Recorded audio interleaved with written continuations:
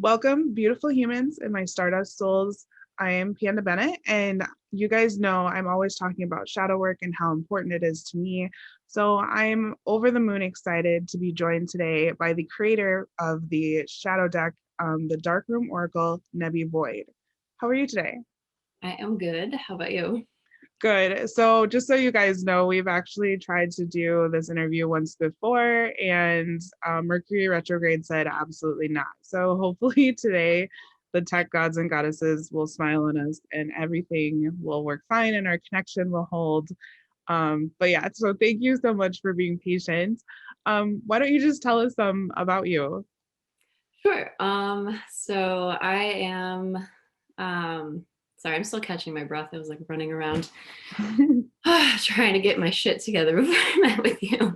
Um, yeah, I am a shadow worker, a folk healer, an artist. I think shapeshifter has like earned its title lately, just kind of how I've been feeling about how I move from one project to the next. But yeah, this deck that I created was really like kind of a culmination of all the things that I do, and it really reflected on um, just like personal shadow work that I've been doing for the last like 13 years. The dark room, as in like the like photographic dark room, was a metaphor for this like whole the title of the deck and the whole experience of like going into shadow, coming out and seeing things clearly and going back in. And, in the moment, I really wasn't thinking about the deck that way at all, but that is kind of a summary of like how I feel when I have to venture into personal work. And then when I venture into um, like psychic shadow work for clients as well. So I think at the base of everything I do, I'm a maker, I'm a creator, and that's like the only way I can survive, and that manifests itself in so many different ways. So yeah. So when you're not doing, and you do a lot of things, because I follow you online, I'm obsessed with like your dark readings that you do, and you have like a dark letter that you send out that you guys can sign up for email. Of course, I'll put everything down below, and if you haven't seen her deck, definitely check it out. I did a walkthrough, so I'll put everything down below. But you also have like shadow work classes. You also do like individual, like rituals and spell work and healing for per person, like specialized. But so you have like a lot of different stuff going on right now. Do you want to talk about the different stuff you have? Yeah, I have the shop which houses my deck, and I make candles as well. So I hand dip beeswax candles, and I stick with colors that are really represent that really represent shadow work, right? So black, red, and white are kind of like my main colors that I work with. And I only use beeswax because that is just like its own connection to magic. I don't really mess around with oils and scents just yet. I have in the past, and this has just been something that is more in line with like my magic, how it works. Um, I am also, yeah, the dark letters go out once a month during, sorry, excuse me, during the dark moon time. So that's like the 3 day period of time before a new moon. Um, and they do focus on shadow themes. So the whole purpose of shadow work for me and how I align it with moon work is that there's these 3 days of designated time that we're allowed to kind of delve into like some of the scarier, more terrifying parts of ourselves. And I think um, for the shadow workshop, when I teach people how to align with that energy, the best way to kind of sink in with shadow themes is really by scheduling it with the moon. Those 3 days is just kind of like this, I'm going to schedule my time to kind of feel all the feelings. And when we kind of dive in through that, like, and I guide people through meditative, like experiences to kind of like visualize they're walking through the underworld and creating their own like mythology with that so that they can start translating symbols. So very much like dream work, but Right. a more conscious state. and like charting that, right? Because I really believe that everybody has their own kind of personal folklore that they can draw from to be able to heal from, um, all their wounds, all the parts that we're just scared to look at. And I think for me, at some point in my life, I realized that I wasn't going to feel better just by ignoring the things or even like blasting it with light. Like that was just never like my thing.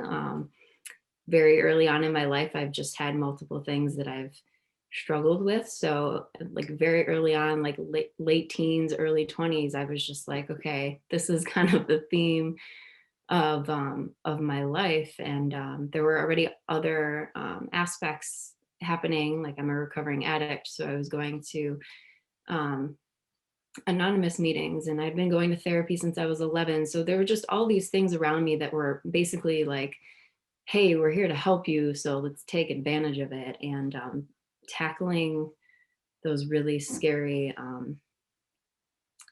wounds and traumatic experiences wasn't so scary anymore. I mean, today I can say that with ease, right? Like I kind of Right. address um these events in my life with like a very warrior like attitude. That's just kind of how I am and how I'm built. So I say it's easier for me to do it now, and I think that that just makes sense. It gives me um, the ability to guide people to be able to do that. You know, if they're looking for help to address these issues in a less formal way, right? With like sometimes therapy doesn't just work on its own, right? Like for me, I needed like all the things. um, and yeah, so that's kind of like Dark Letters is really just a newsletter that will kind of do they're called dark scopes. So I'll pull for each zodiac and I'll send them to you based on a card from the deck that I've created, and kind of give suggestions on what to do during those 3 phases. So it's really like a very small sliver of what I would do in a shadow workshop or what I would even do in a folk healing session. I do read tarot, and the folk healing sessions are again very focused on let's dive deep and quick and let's find a remedy, and that remedy isn't going to be the same for each person. It's always different. Like I'm channeling, um, you know, like what the other person is feeling, and what like ancestral guides they have and things that are going to benefit them. So it's really important that I focus on the individual that way, because no one's going to have the same like light a candle and use some crystals, right? Like that's not as simple as that. So Yeah. um, and it is like a co-effort too. Like um, I'm never gonna be like I can heal you and all my magic's gonna fix your problems. I am just tapping into things that sometimes people can't tap in on their own, and the rest is up to you. So yeah, that I think that's all that's going on right now. Yeah. Well, that's a lot of things. And it's just the stuff that I've seen you doing online, I'm absolutely obsessed with. It's what shadow work is so big for me. And I feel like shadow work gets a bad rap, but everyone has a shadow, like absolutely everyone, despite what your life experiences is. Mhm, And everyone's shadow is different. Like everyone's healing process, shadow work looks different on everyone. It's very diverse. mhm, But it's very necessary and it's very healing. So when I find people like doing the type of work you're doing, I can always tell like the authentic people. Like for some reason I'm always very drawn to them. So as soon as I found your stuff, I was just like, yeah, this is it. She's doing like big work, and like I need to tap into this energy. And it just, I don't know, like the deck itself, I've never seen anything like that. Like I'm always very quick to pick up shadow work tools because I feel like there's not as many. mhm, Um because shadow work has that like bad rap, or when I personally always tell people that I feel like shadow work is like the ultimate form of light work. mhm, You know what I mean? absolutely. Um but yeah, so I love this deck, but I've never seen anything like it. But it's so like, not only is it just very hauntingly beautiful, the images, but then it's also so like highly intuitive. I love that every time I come back to it, I can pull something else out of it and out of myself. You know what I mean? Absolutely. Yeah. I mean, yeah, it's your deck. No, but I know what you mean. Like even when I work with it, there's times where I'm pulling a card and I'm like, really, like this one again, and I just like don't like. It's still frustrating to me to have to like. By no means is it like a walk in the park, right? When I even work with my own magic, right? Like I think um, that's kind of the beauty of it. It's almost like I feel like I've trusted, or I'm still in the process of like trusting my own unique energy that um, when I do work intuitively, it just kind of it's jumping ahead, right? So that when I come and catch up with myself later, it's like leaving me messages. So I'm like, oh, fuck, now I remember what this was. And like, I didn't really want to do this right now, but here we are, right? And thank you. I appreciate that you see that in me, because that's that like sometimes I'm doing work and I'm not sure if it's relevant or like if people are even going to understand, but the timing of like me making the deck like seemed to be right in line with a lot of other people who are interested in learning shadow work and wanting to address the things that are painful but not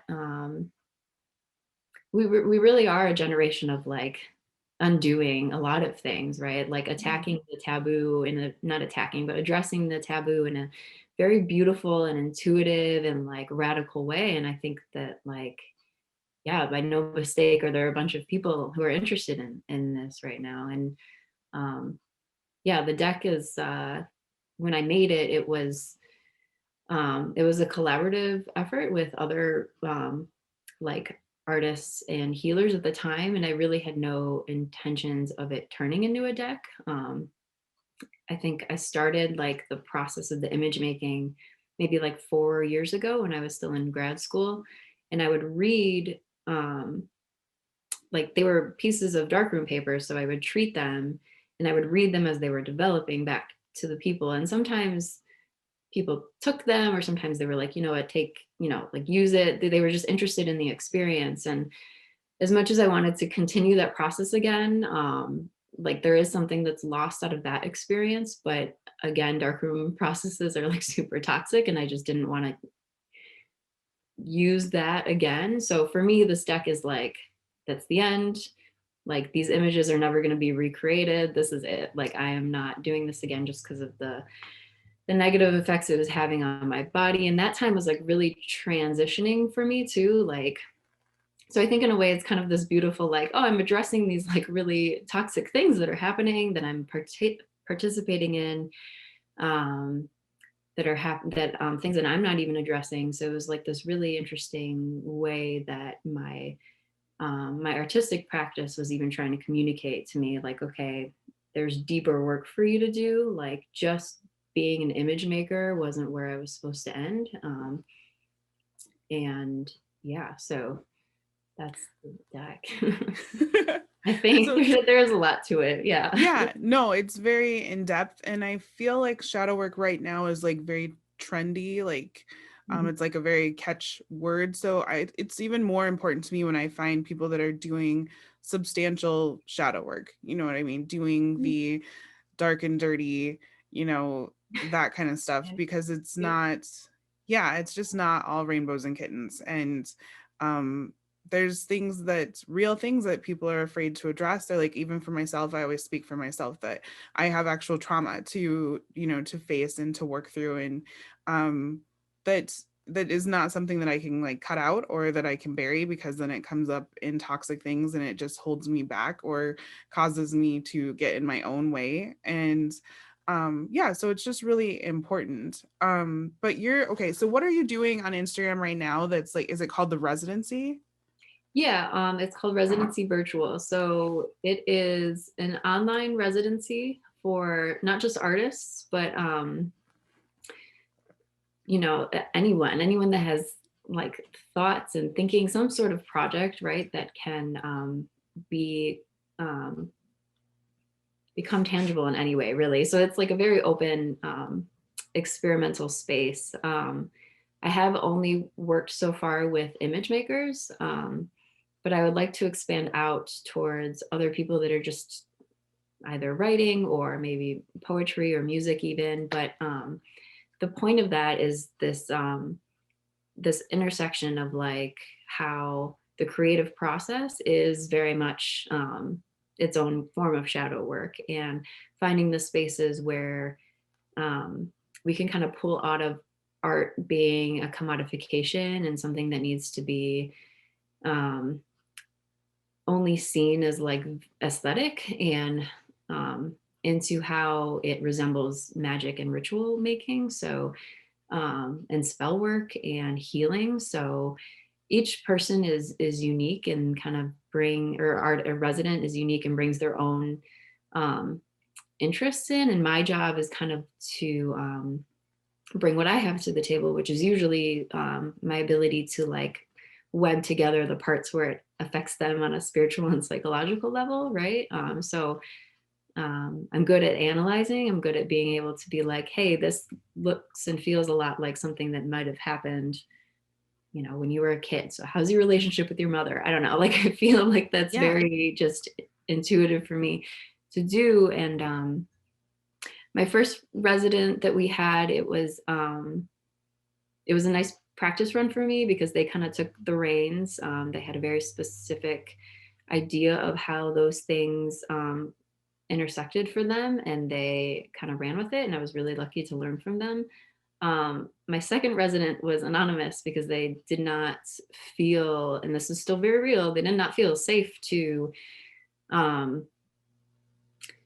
be so forward about their personal practice, right? Because it is taboo for a lot of people, especially if we are coming out of certain religious backgrounds or cultural backgrounds. So, and my last resident was fun because she was very just willing to learn, like not necessarily coming from a magical thinking background, but was starting to see how like these projects that she was working on were actually a way for her to heal. And I enjoyed like just learning about her process so much. And it was called Morphed and Mused. So she was like layering photographs on top of each other, and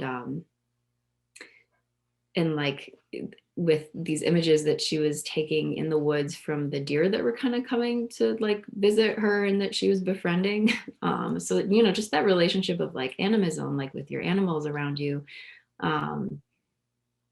It is weird because it's like where she lives and where I'm around too, we are kind of in like a suburban area. So it's like, yeah, there's kind of like natural environment here, but at the same time, like it's not really, because, like finding that space, those spaces of wild, right, are like really interesting when you have to kind of find the crevices of it that are left. And even just that little tiny sliver can create something like really beautiful to like mirror back to like what's happening with your soul, what's going on, like what is it trying to scream at you. And I think that I'm still trying to like wrap my head around that, like how residency virtual is supposed to, I think it's doing what it's supposed to do. I'm along for the ride too. So I am taking a break from like all social media because I'm like doing another project right now that like I've been working on for like maybe 3 years, and it's just been nagging at me, right? Like I've been too afraid to go back to it because it does the best way I can describe it is that it is literally a piece of me that is like existing in another realm right now, and I'm afraid to look at it because it is it's like beautiful and it is haunting, and it is really scary to just sit with just like in the process of creating. Like I have to address the part of me that's been taught that I am not good enough at my craft, that I'm, it needs to be better, it needs to be perfect, it's not smart enough, it's not witty enough. Like that's all for me is coming from like an academic background that I've like had to unravel for the last few years. So that's its own little pocket of shadow work for me right now, which is the lighter one. But when I look at it even deeper, I'm kind of looking at like, okay, where did I even get this concept of like, I'm not good enough? And we're just going to jump right back to being 5. So it's just like, it's all connected. And that's like in the simplest form, that's shadow work. Everything that is happening in front of you, inside of you, around you, it is just a mirror. So yeah. Would you say that you came across any imposter syndrome feelings like when creating this deck and putting it out into the world? Oh yeah, Yeah. absolutely. To be like complete transparency, like I'm not a designer by trade. So it like it was really painful to come back to it over and over again. It took me 3 years to turn it into a deck, maybe 2.5 years. And then it was done and it was like sitting on my computer and I'm like, nobody's gonna buy this. Like they're gonna think this is stupid. It's ugly, like it's designed poorly. I'm gonna say something in this guidebook that is just gonna like completely make people like either hate me because it's so straightforward or criticize me because I'm wrong. Like there was a lot of like, you're not equipped for this, so stop it. Like, and that's a lot of people experience Yeah. that. We're all unraveling that right now. Like we've been taught that you have to have a certain education and come from a certain background to be able to be good at it, and you need to invest thousands and thousands of dollars in order to have any sort of validation. And that's just bullshit. Like our experience as humans is enough to like, it's enough. It's just enough. Yeah. Yeah. Well, and yeah, there's no wrong way to do shadow work. There's really not. Like as long as you're like whatever is healing for you, if you go outside and scream, or if you eat another helping, and because the world tells us you have to be thin, and the world tells you that you have to go to college and you have to have a big house, and all these different things. So like whatever it is that's healing for you, that helps you address those things and those you know because honestly there's self-imposed limitations, Mhm. because no one's going to show up at your house and be like, this house isn't big enough, you know what I Right. mean? Mhm. And it's just, but those are real things that we as people carry around. I carry around things about my hair, which is now obviously gone. But like You you look carry about amazing. thank you. But yeah, you carry around these things that really they're not real. But they're big, and they keep us from doing and healing and being who we want to be. And so yeah, there's just however people can address that, and I think it's so beautiful. And so now that you explained the residency thing, because I have been looking at it and I didn't exactly understand what I was looking at, but I'm definitely no artist. I can only draw stick people. But I read something, I was like doing some journaling, and it said like about creating and using like creating to heal, whether you were an artist or not, just like whatever it was you were feeling at that time, like sitting down and then like just being able to manifest that and something healing, and being able to see those emotions, like actually see them, hold them, this and that. So I bought like a canvas, and I bought some charcoal, like a sketch pad and some paints. And so I sat down, and like it's not any good and nobody will ever see it. But I had to, even for myself, I had to struggle with that. Like I was like, this isn't any good. And then I'd have to be like, it's not for anyone but me. Like it doesn't have to be good. Like it's just how I'm feeling, and like it's just honoring these emotions. But once I was all done, I felt lighter, and I felt it was very healing. Like I didn't realize, you know what I mean? So that has to be that resonancy, and bringing these artists and creating around those feelings has to be a very healing, you know what I mean? Like endeavor. Yeah, absolutely. And exactly how you described it, that's kind of what I'm hoping to find.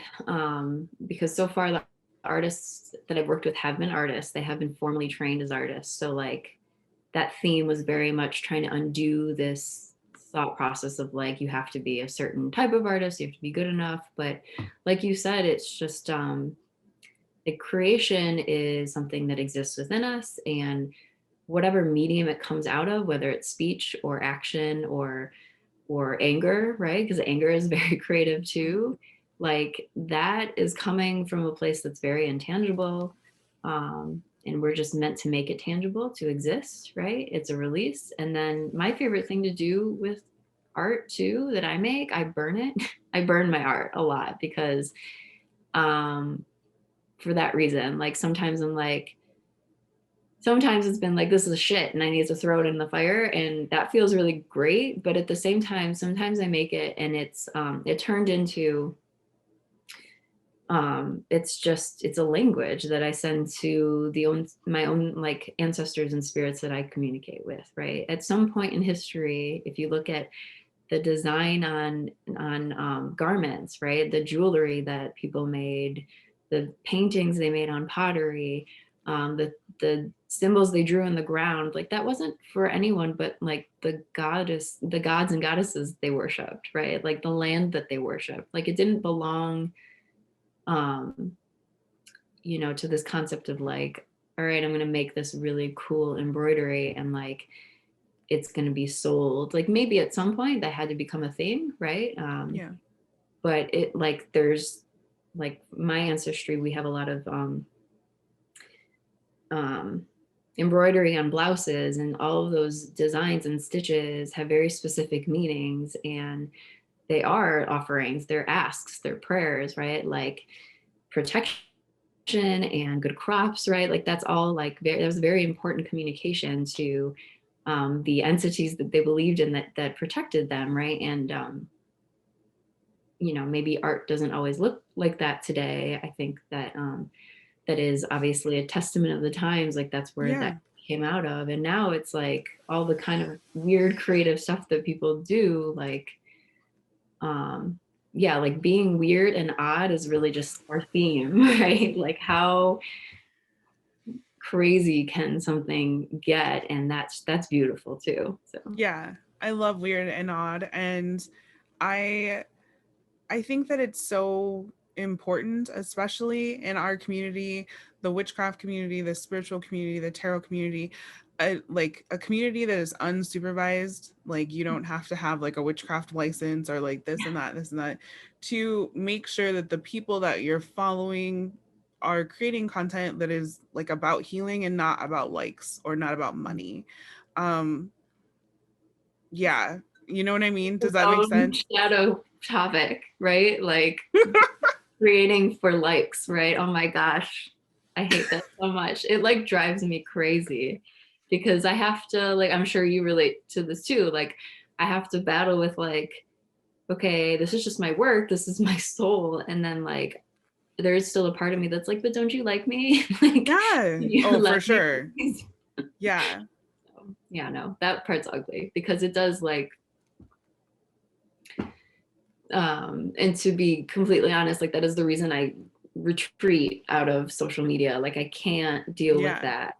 And I mean, I shouldn't say I can't deal with it, I have to deal with it. So one of the ways is taking these breaks and being reflective, and I think trying to like be honest, like I don't actually want 1,000 followers would be great. No, I don't actually want like 1,000,000 followers.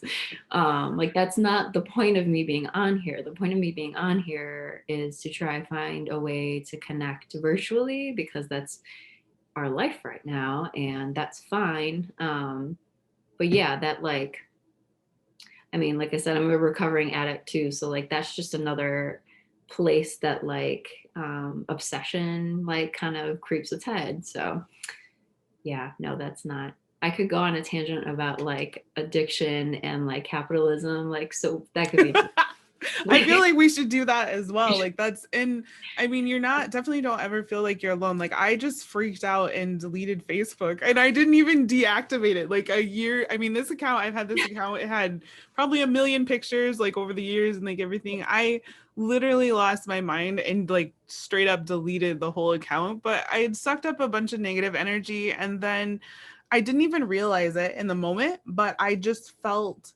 like this, like someone was stepping on my chest. Like I was just like, I haven't posted today, I need to make content that people will like, I have to create something that's going to touch a lot of people and also be spiritual but maybe be funny. And I just like, I felt like sick, and then I was just like, wait a minute, like I'm being oppressed by my phone, or like I'm being oppressed by like Facebook, which isn't a real thing or place, or and I was just like, no. And I just like, I completely deleted it. I was like, absolutely not. Like, I'm going to go outside today because that's more healing than trying to create a Facebook post that no one's going to read the whole thing. Like, you know what I mean? absolutely.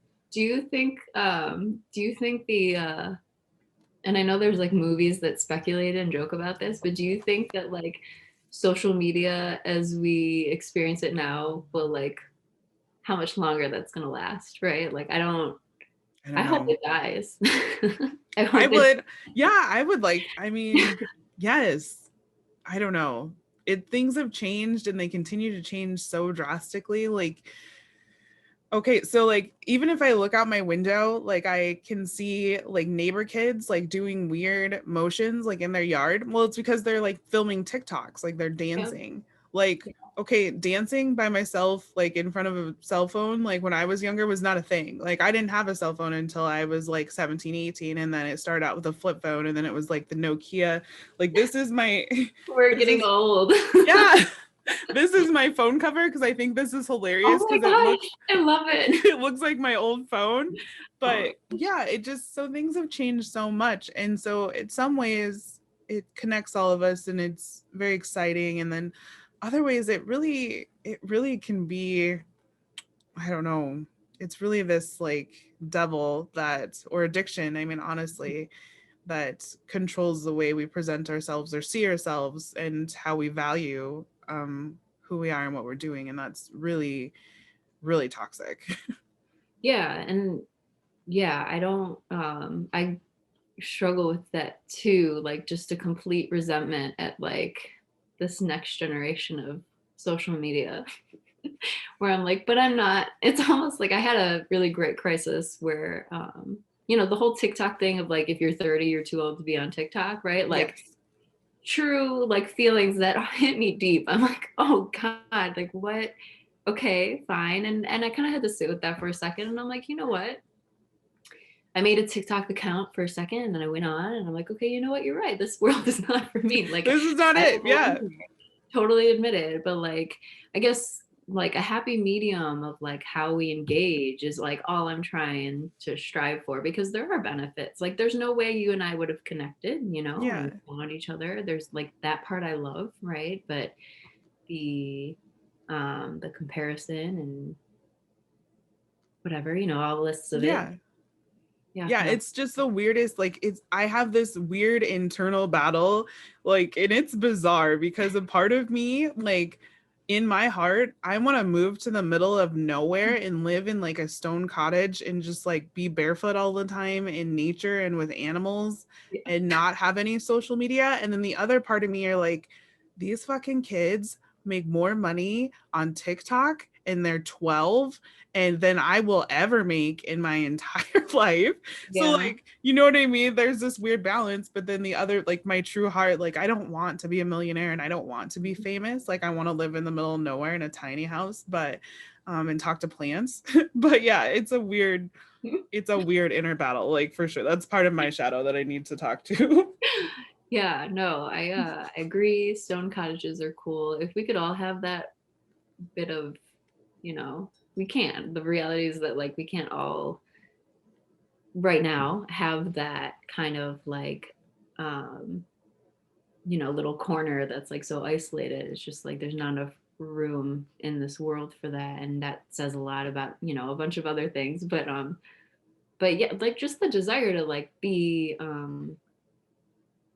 like get back and root back to something that is reflecting my body, right? And like my experience as a human. Like technology does not do that to some degree. Like it stops, sometimes it can, but I think and maybe it does help more people than I'm assuming, but like for me, yeah, like I think for people who are feelers and seers Yeah. and can like just be overwhelmed with every emotion at once, like that's overwhelming. Like I am not designed for that very well, and that's okay. But it is like my oldest is 11, so like she's kind of like just beginning in that realm of social media. I actually like still have my own rules in the house about it, but like for me it's like this, okay, we're going to navigate the internet. Let's like learn how to navigate it together and like safely and like Yeah. at some point I can't control what she's going to do. Like she's going to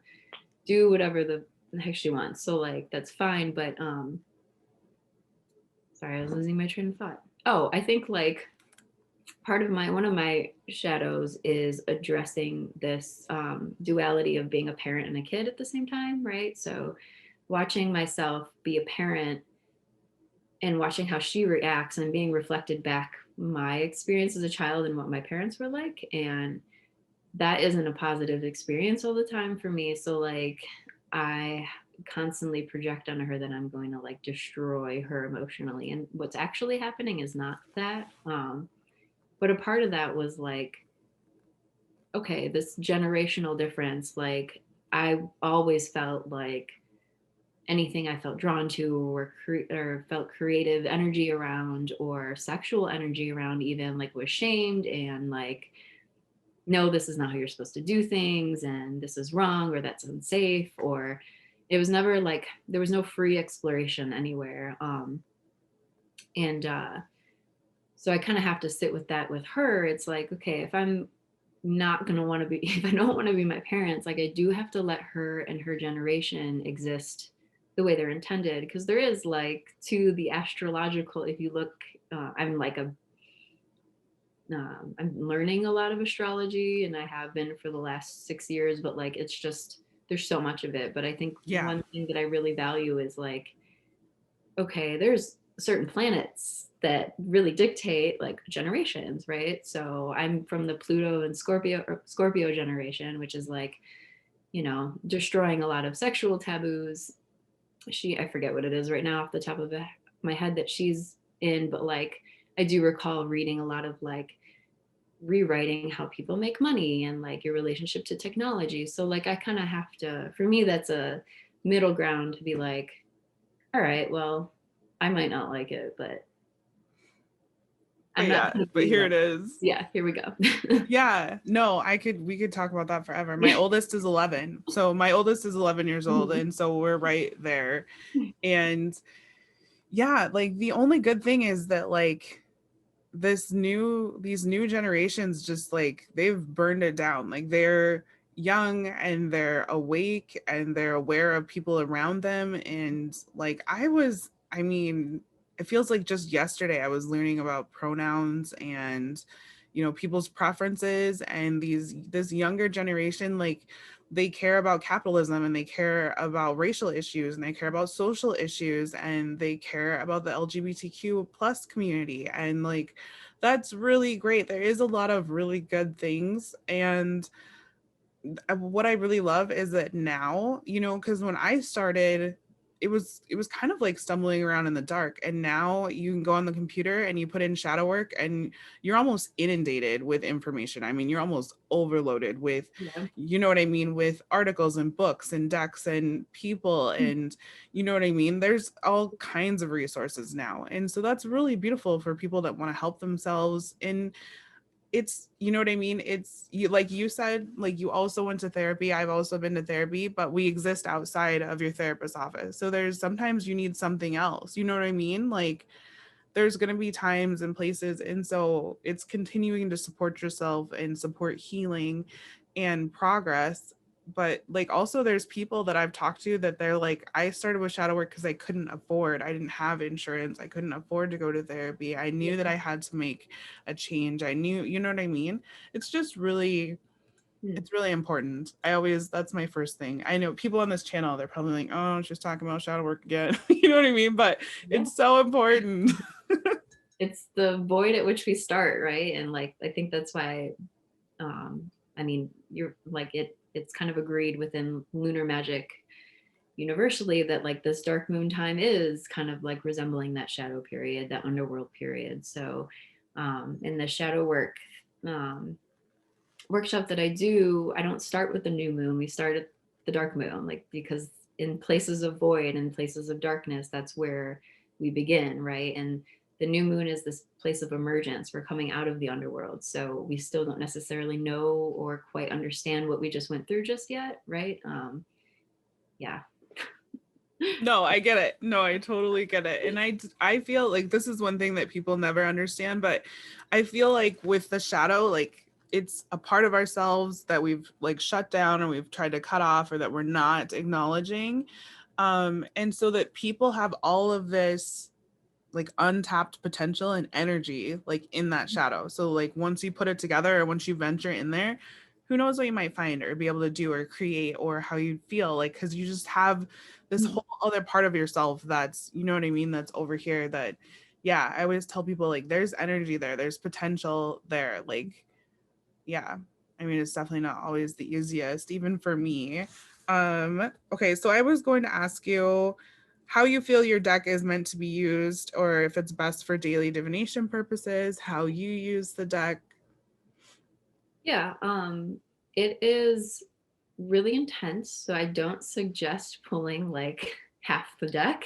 There's also only 32 for a reason. Like um, it's there's enough said in one, right? So I do suggest that it could be like 3 card pull maximum, like for the regular daily pooler. It's really great to accompany other decks or other forms of divination. I do have spreads in there that I've designed that are very intense. So there's the circle spread that I think has it does have 8 cards involved in that one. But the rest of them have like 2, 4, and 4.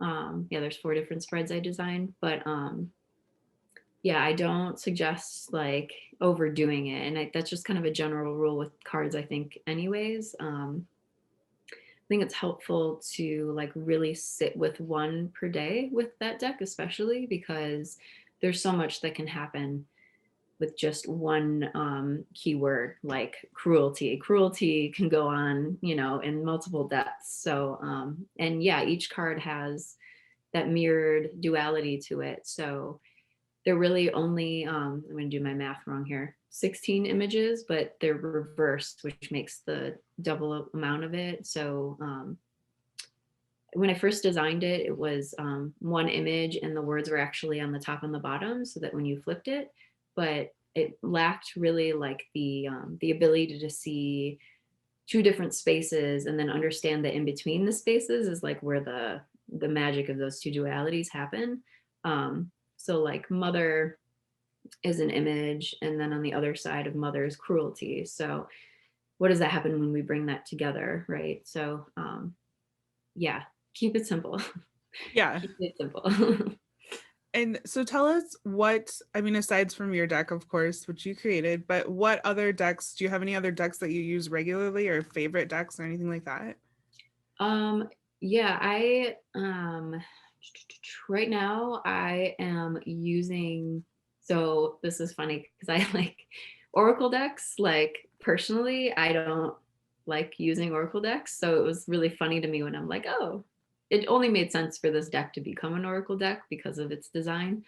Um, So I'm an avid tarot collector, but right now my favorite deck that I'm working that's on my altar right now is the Mystic Mondays deck. Okay.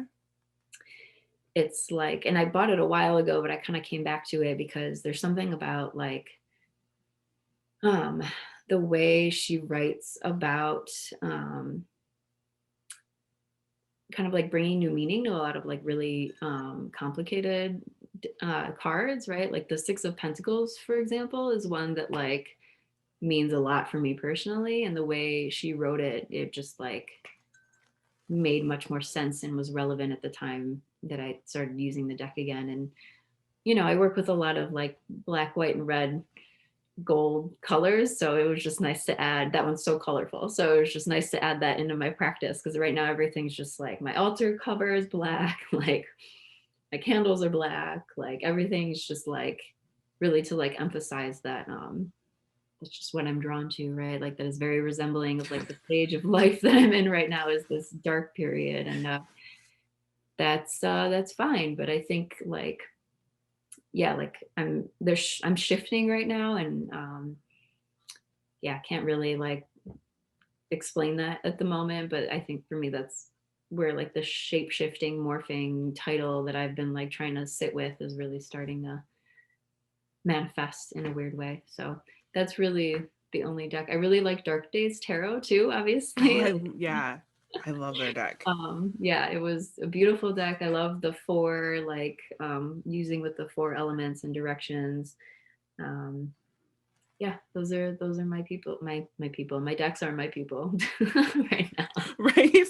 Yeah, she says to the girl that has 500 decks. Yes, no, I understand completely. So how has this aided you in your spiritual journey? How has it been healing to like create this and put this project out there and be done with it? I mean, not done with it, but you know what I mean? Like, yeah. It has its own life now. Yeah. Yes. Um, Yeah.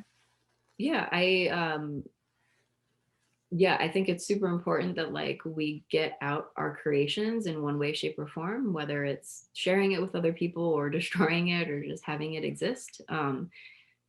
Because like I said, to me, like creative work, creative practice is my shadow trying to come out. So like if I don't get it out, that's dangerous for me. Um, the creation of that deck was really like a culmination of everything that was happening and that I had addressed at the moment, and it even became a tool like writing and designing and creating and distributing and trying to talk about it to other people, even like the selling myself on it or to other people part of it, which is also very uncomfortable.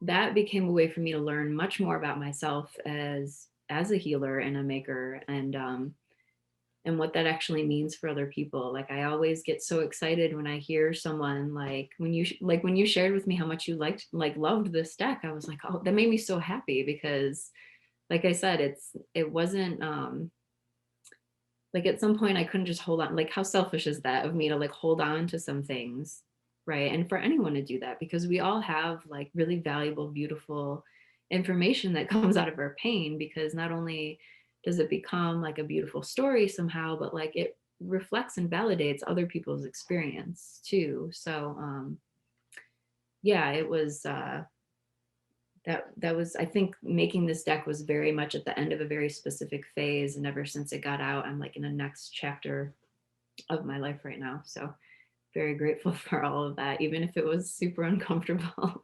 It still is. Yeah, and I mean, I know it's really helped me. It's helped me a lot, so I'm thankful for it, and I know it's going to help a lot of other people. And it's just, yeah, I really appreciate it. And I appreciate you joining us today. Is there anything else that you want to share about yourself or the deck or shadow work with I don't everyone? think so. I think I talked enough about myself. That was exhausting. Thank you though for this Okay. opportunity. Well, thank you so much for joining us. Again, you guys, I will put links down below to the deck and to all of Nebi's social media and the dark letters, everything like that. So you can check it out down below because, yeah, do your shadow work. It's important. It's beautiful. And yeah, just thank you so much for being here today. And we will see you guys back for another video. Bye.